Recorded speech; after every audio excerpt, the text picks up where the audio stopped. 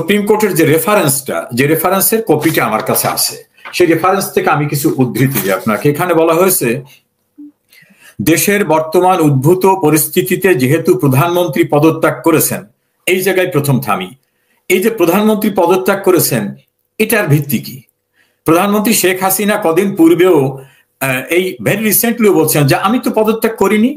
তাহলে এই প্রধানমন্ত্রী পদত্যাগ করেছেন, যিনি পদত্যাগ করেননি তিনি পদত্যাগ করেছেন, এইটা বলার কোনো অবকাশ নাই। আবার মহামান্য রাষ্ট্রপতি মানব জমিনের সম্পাদক জনাব মতিউর রহমান চৌধুরীর সঙ্গে ইন্টারভিউ দিয়ে ক্লিয়ার করে বলছেন যে আমার কাছে সেই পদত্যাগ পত্র নাই। একদিকে মহামান্য রাষ্ট্রপতির কাছে পদত্যাগ পত্র নাই, আর প্রধানমন্ত্রী শেখ হাসিনা বলছেন যে আমি তো পদত্যাগ করিই নেই। তাহলে এই রেফারেন্সের বিগিনিং এ শুরুতে যে কথাটা আসলো যে পদত্যাগ করেছেন, এইটা আর সত্য থাকলো না। এটাকে সাস্টেইন করাবার জন্য বা এইটাকে দাঁড় করাবার জন্য, প্রমাণ করাবার জন্য বিকল্প কোনো যুক্তি এই দীর্ঘদিনে কোনো পক্ষ থেকে, নাইদার ফ্রম গভর্নমেন্ট নর ফ্রম বঙ্গভবন নর ফ্রম এনি আদার অথরিটি, কেউ কিন্তু দেখাতে পারতেছেন না যে শেখ হাসিনা পদত্যাগ করছেন। প্রথম এইটা। তারপর আসছে যে রাষ্ট্রপতি বিগত 6 আগস্ট 2024 তারিখে জাতীয় সংসদ ভেঙে দিয়েছেন। হ্যাঁ, জাতীয় সংসদ ভেঙে দিয়ে রাষ্ট্রপতি ভেঙে দিয়েছেন।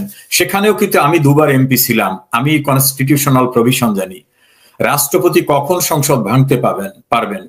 সংসদের সংখ্যাগরিষ্ঠ দলের নেতা অর্থাৎ প্রধানমন্ত্রীর অনুরোধ ক্রমে, অথবা যদি অন্য কোনো সিচুয়েশনটা তারও বর্ণনা আছে। এখন প্রধানমন্ত্রী তো সংসদ ভাঙতে বলেননি, তাহলে এই সংসদ ভাঙাটা বৈধ হয়েছে কিনা সেটা নিয়েও কিন্তু $1 মিলিয়ন কোশ্চেন আজকে এসেছে, যে জাতীয় সংসদকে ভেঙে দেওয়ার মতো সিচুয়েশন বা লিগ্যাল স্ট্যাটাস ছিল কিনা। আমার কাছে যেটা মনে হয় জাতীয় সংসদ ভেঙে দেওয়ার মতো অবস্থা ছিল না। তারপরে বলছেন যে সংবিধানের 48(3) অনুচ্ছেদ অনুসারে রাষ্ট্রপতি প্রধানমন্ত্রীর পরামর্শ গ্রহণ করা সম্ভব নয় এই পরিস্থিতিতে। আমি যদি ধরে নিই যে প্রধানমন্ত্রী নাই, উনি পরামর্শ গ্রহণ করতে পারছেন না, তাহলে পার্লামেন্টের সংখ্যাগরিষ্ঠ দলকে উনি কিন্তু পার্লামেন্টের অধিবেশন ডাকতে বলতে পারতেন। অধিবেশন ডাকার ভিতর থেকে উনি কিন্তু তাদের বলতে পারতেন যে আপনাদের টিম লিডার বা আপনাদের মেজরিটি প্রধান যিনি, তার সঙ্গে আমার আলোচনা করার দরকার। অথবা যদি না থাকে তো মেজরিটি পার্টি তাদের নতুন কোনো লিডারশিপ করবে কিনা সে প্রসঙ্গ নিয়ে তর্কের খাতিরে আলোচনা হতে পারত।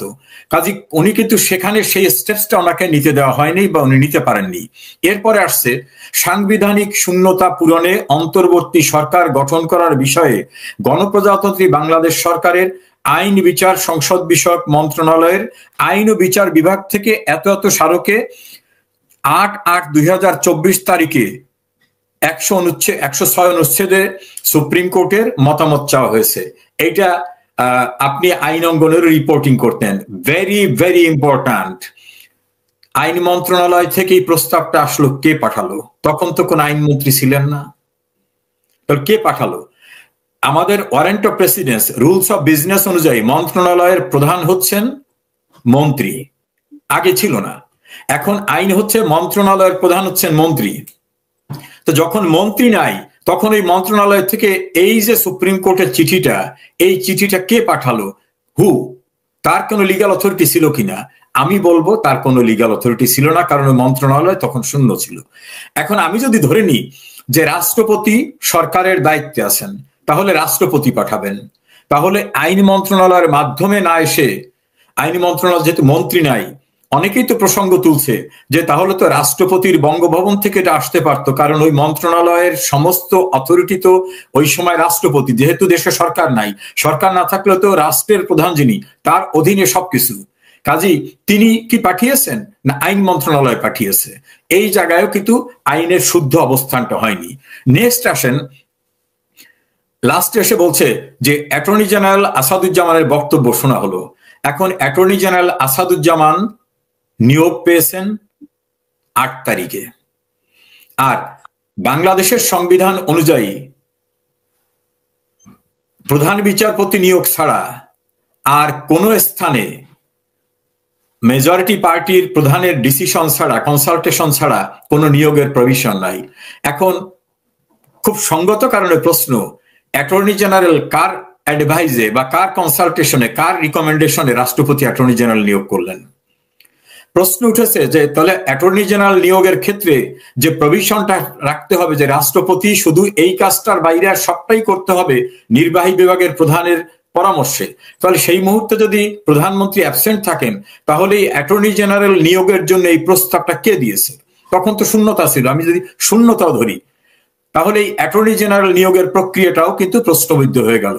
এখন যদি আমি ধরে নিই যে যুক্তির খাতিরে যে না, একজন অ্যাটর্নি জেনারেল আছেন, তিনি অ্যাপিলেট ডিভিশনের সামনে এপিয়ার করছেন, ওনার নিয়োগই হইল 8 তারিখে, নিয়োগ হওয়ার পরে ওনাকে কখন চিঠি দেওয়া হলো, উনি কখন ফুল কোর্টে গেলেন?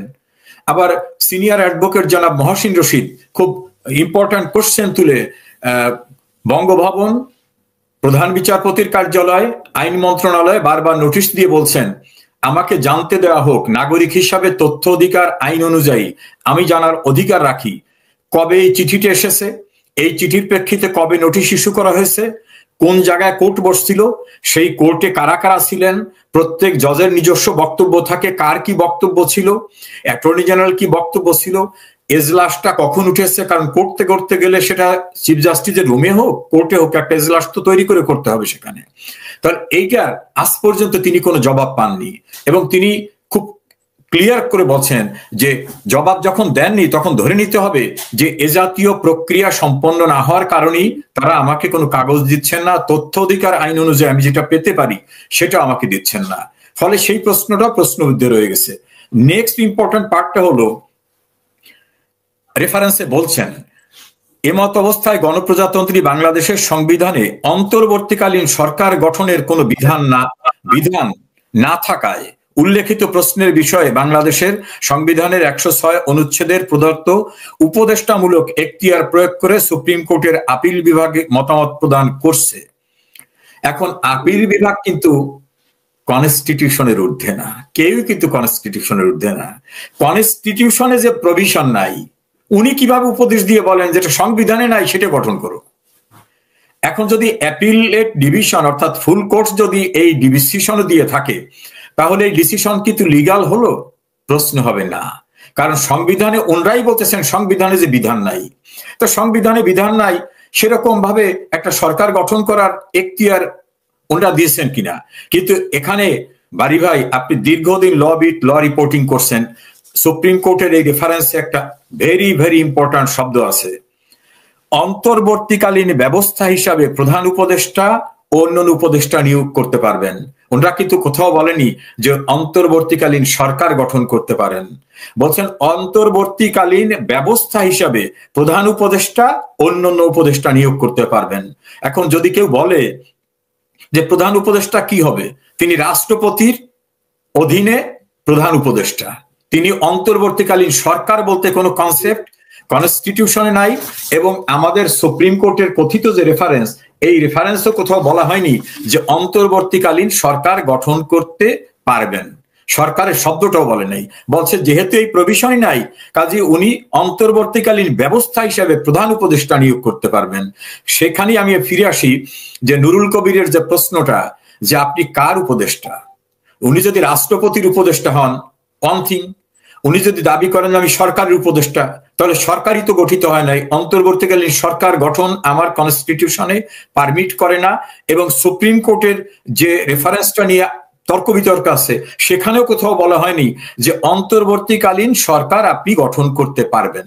কে তত্ত্বাবধায়ক তো নাই, অন্তর্বর্তীকালীন নাই, এটা ওনরা রিপিটেডলি ওনাদের যে কথিত রেফারেন্সটা এই রেফারেন্সের ভিতরে বারবার বলছেন অন্তর্বর্তীকালীন ব্যবস্থাও নাই, অন্তর্বর্তীকালীন সরকারের ব্যবস্থা নাই।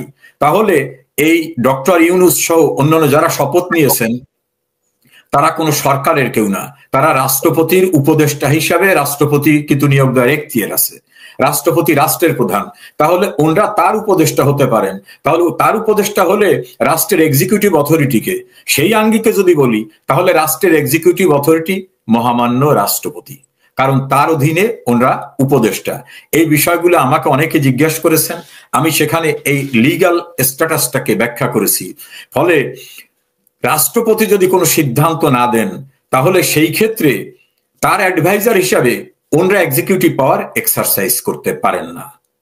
এই জায়গাটাকে আমি থেমে বলবো যে সরকার প্রধান হিসাবে দাবি করে ডক্টর ইউনূস এবং তাদের লোকেরা যেসব বিষয়গুলি করছেন আইনের ব্যাখ্যা করা হলে তারা কেউ সরকারের অংশ না, তারা রাষ্ট্রপতির অ্যাডভাইজার। কাজে রাষ্ট্রপতি কোনো ডিসিশন দিলে সেটা হবে লিগ্যাল এক্সিকিউটিভ ডিসিশন। এর বাইরে ওনাদের স্ট্যাটাস কনস্টিটিউশনে টোটালি শূন্য। এবং শপথ নেওয়ার ক্ষেত্রেও শপথের যে বাক্যটা ছিল সেই বাক্যের ভিতরে আমি খোঁজ নিয়ে দেখেছি, সেখানে কিন্তু অন্তর্বর্তীকালীন সরকার শব্দটা নাই। লেখা আছে, আমি উপদেষ্টা হিসাবে শপথ গ্রহণ করিলাম, সংবিধানকে সংরক্ষণ করব, সংবিধানকে মেনে চলবো, সংবিধানের বাইরে যাব না, এই কথাগুলি। তাহলে তো রাষ্ট্রপতি হচ্ছে সংবিধানের সর্বোচ্চ সংরক্ষক, সুপ্রিম কোর্ট সংবিধানের ব্যাখ্যা দানকারী। সুপ্রিম কোর্ট কিন্তু আইন করতে পারবে না। সুপ্রিম কোর্ট সংবিধানের কোনো বিষয় নিয়ে যদি অস্পষ্টতা দেখা দেয় তাহলে ব্যাখ্যা দিতে পারবে, সেই ব্যাখ্যা গ্রহণযোগ্য হবে। তো সুপ্রিম কোর্টই বলতেছে যে অন্তর্বর্তীকালীন সরকারের কোনো বিধানই নাই। তো যেখানে বিধান নাই সেখানে ওনার ব্যাখ্যা দেওয়ার উপদেষ্টার সুযোগটা কোথায়? ফলে আজকে বাংলাদেশ যারা পরিচালনা করছেন সরকার দাবি করে, অন্তর্বর্তীকালীন সরকার দাবি করে, তাদের কৃতকর্মটাকে ভয়েড ইনএভিশন একটা শব্দ আছে, অর্থাৎ শুরুতেই যেটা বাতিল সেইটার কৃতকর্ম কিন্তু বাতিল হয়ে